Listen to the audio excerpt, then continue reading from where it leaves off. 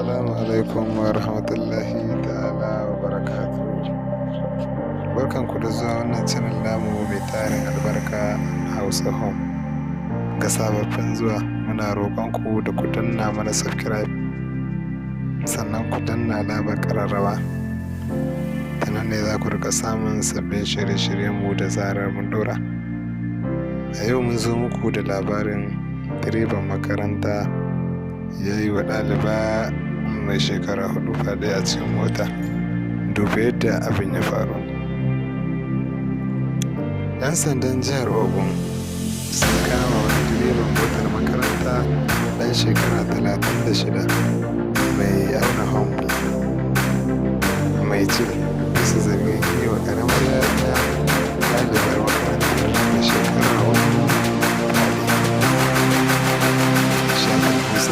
Ya samo cewa mahaifiyar yarinyar ta gano hakan ne lokacin da take yi wa yarinyar wanka, sai ta ga jini yana fitowa daga al'aurar yarinyar. Sakamakon haka ya tambayi yarinyar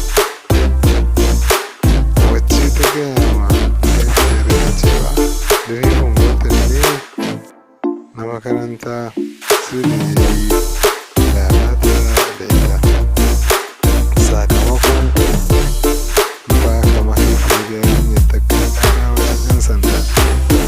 kakakin 'yan sandan jihar Ondo DSP ya tabbatar da faruwar lamarin, ya ce Allah ya shirya irin waɗannan mutane da suke lalata yara 'yan mutane, sannan kuma Allah ya shirye su.